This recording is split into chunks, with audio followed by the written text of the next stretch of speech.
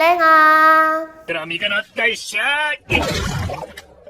영순이 여러분 안녕하세요. 랭킹스쿨입니다.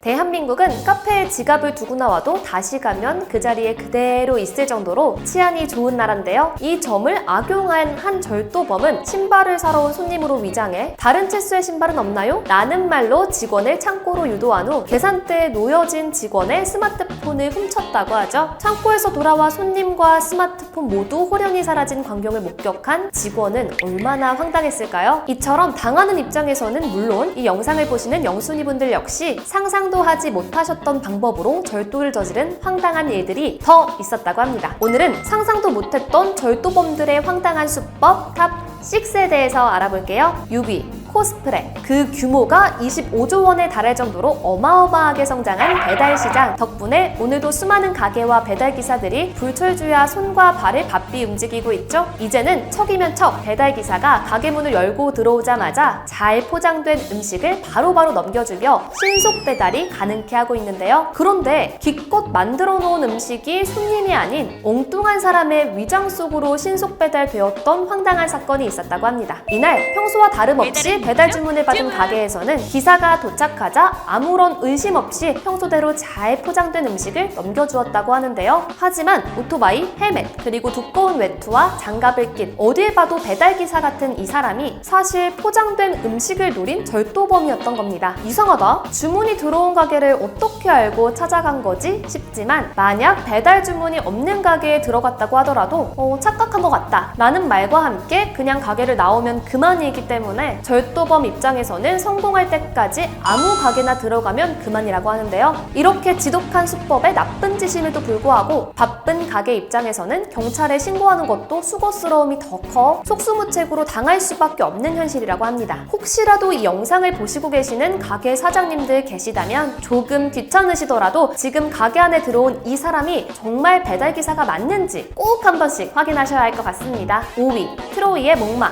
택배기사처럼 위장한 절도범이 옮기고 있는 이 커다란 박스. 안에 부피가 큰 가전제품이라도 들어있는 건가 싶죠? 하지만 사실 이 택배 상자 속에는 살아있는 생물이자 그 누구도 주문하지 않은 불청객이 들어있었다고 합니다. 바로 이 택배 정체가 도둑이었기 때문인데요. 이 2인조 절도범은 과거 심부름센터 일을 하며 강남의 한 고급 빌라의 집 비밀번호를 알게 되자 철저한 보안을 뚫고 들어가기 위해 이 같은 황당한 수법을 생각해냈다고 합니다. 택배로 위장해 CCTV까지 회피하며 건물 비상계단에 잠입한 박스 안의 절도범은 집주인이 집을 비울 때까지 무려 17시간을 존버했다고 하는데요. 그렇게 긴 시간 동안 먹지도 자지도 못할 정도로 처절한 노력을 기울였던 절도범이었지만 그 최후는 수법만큼이나 황당하기 그지없었다고 합니다. 빈집이라고 생각했던 집안에 사실 자고 있던 집주인의 친구가 남아있던 것이었죠. 이 사실을 전혀 알지 못한 채 거실에서 열심히 물건을 훔치던 절도범은 잠에서 깬 집주인의 친구와 딱 마주치게 되면서 범행 시작 5분 만에 허무한 최후를 맞이했다고 합니다. 노력은 노력대로, 시간은 시간대로 쓴 결과가 고작 이거라니 이거 완전 더맨더머 아니에요? 4위. 인간 컴퓨터. 이제는 전 세계 사람들이 다 사용하고 있다는 신용카드. 당연한 이야기지만 신용카드 번호를 대충 만들었다가는 너도 나도 카드를 도용해버릴 테니 신용카드의 번호는 매우 복잡한 알고리즘을 통해 생성되기 마련이죠. 얼마나 복잡한 규칙인지 수많은 악성 해커들이 부당한 수익을 올리기 위해 알고리즘 해석에 전력을 기울이고 있음에도 감히 풀지 못할 정도라고 합니다. 그런데 이런 해커들은 물론 경찰들까지 그야말로 깜짝 놀라게 만들었던 남자가 있었다고 하는데요. 부에노스아이레스에서 신문 가판대를 운영하는 페르난도 알베르토 팔세티가 오직 머리만을 이용해 이 알고리즘을 완벽하게 풀어냈기 때문이죠. 페르난도는 고작 32쪽 분량의 노트에 공식을 적어내는 과정을 통해 신용카드의 알고리즘을 완전히 파괴, 이렇게 생성한 카드 번호로 무려 170번 이상 거래를 하며 약 100만 아르헨티나 페소를 훔치는 데 성공했다고 합니다. 한국과 달리 대부분 일본의 해외 사이트에서는 비밀번호를 알지 못해도 카드 번호와 CVC 코드만 있으면 결제가 가능하기 때문에 벌어진 일이었죠. 게다가 페르난도는 치밀하게도 소액의 결제만 일삼은 탓에 무려 170번 넘게 남의 카드를 사용하는 동안에도 피해자들은 피해 사실조차 눈치채지 못했다고 하는데요. 결국 한 케이블 방송업체의 법인카드를 사용한 것이 딱 걸려 페르난도의 천재적인 도둑질은 막을 내렸다고 합니다. 대체 어떻게 알고리즘을 풀었는지 궁금했던 수사관들은 손으로 쓴 그의 노트를 보고는 그의 두뇌에 혀를 내두를 수밖에 없었다고 하는데요. 조금만 더 좋은 쪽으로 그런 머리를 굴렸다면 세상에 길이길이 남는 천재가 될 수도 있었을 텐데 하필 나쁜 짓을 선택한 그의 선택이 안타깝네요. 3위, 족발 보쌈 세트 2개 시킬게요. 네, 족발 보쌈 세트 2개, 소주 2개요. 알겠습니다. 어느 날 족발 가게로 걸려온 주문 전화. 신나서 음식을 보낸 음식점 주인은 이내 배달기사에게 걸려온 전화를 받고 절망할 수밖에 없었다고 합니다.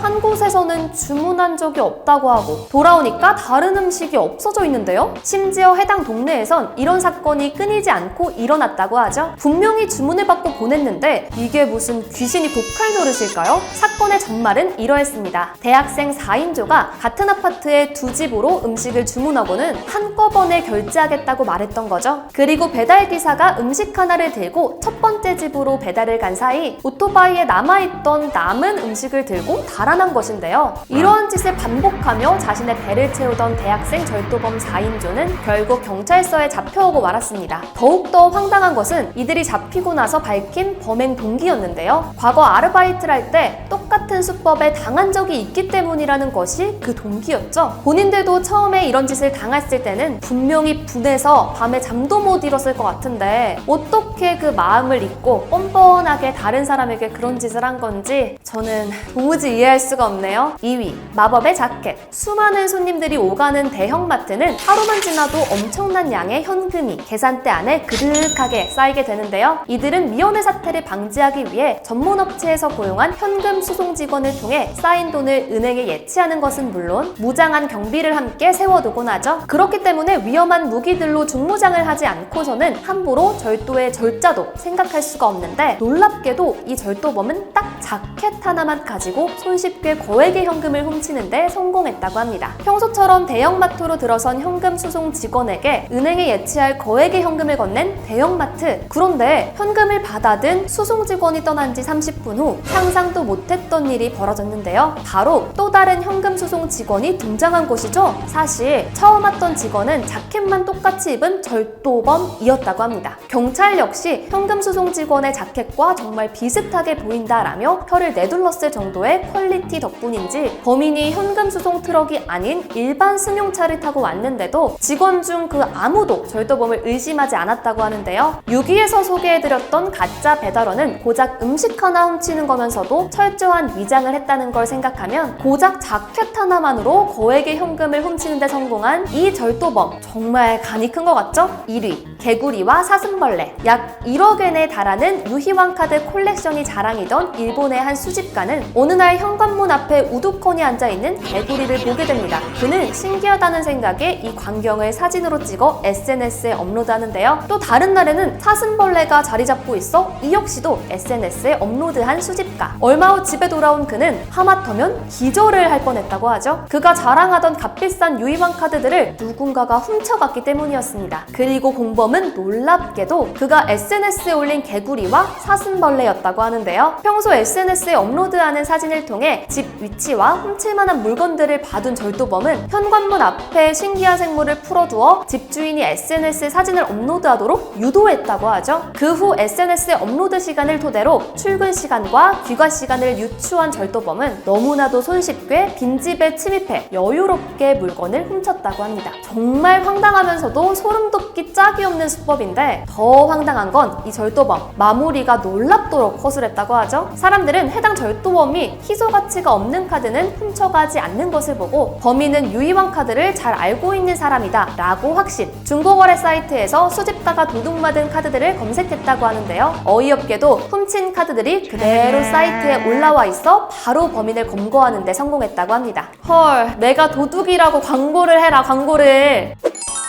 내 집 장만을 위해서는 좋은 집을 고르는 게 필수. 부동산을 방문해 이 집 저 집을 방문하며 꼼꼼히 체크해야만 하죠. 그런데 내 집 장만이 아닌 꽁똥장만 목적으로 부동산을 방문했던 남자가 있었다고 합니다. 2014년 김 씨는 3달 동안 강남, 서초, 송파 일대 고급 아파트들을 구매하겠다며 부동산 업자와 함께 방문하는데요. 그는 업자와 집주인이 한눈에 파는 틈을 타 귀금속을 몰래 훔쳐 나왔다고 하죠. 이 방식으로 그가 훔친 물건들의 총 금액은 약 1억 2,580원에 달했다고 합니다. 이런 기상천외한 방식의 절도를 보면 정말 어떠한 상황에서도 방심을 할 수 없겠다는 생각이 드는데요. 세상에 나쁜 사람들이 왜 이렇게 많은 건지 정말 무서운 것 같습니다. 제발 착하게 삽시다, 착하게. 지금까지 랭킹스쿨이었습니다. 감사합니다.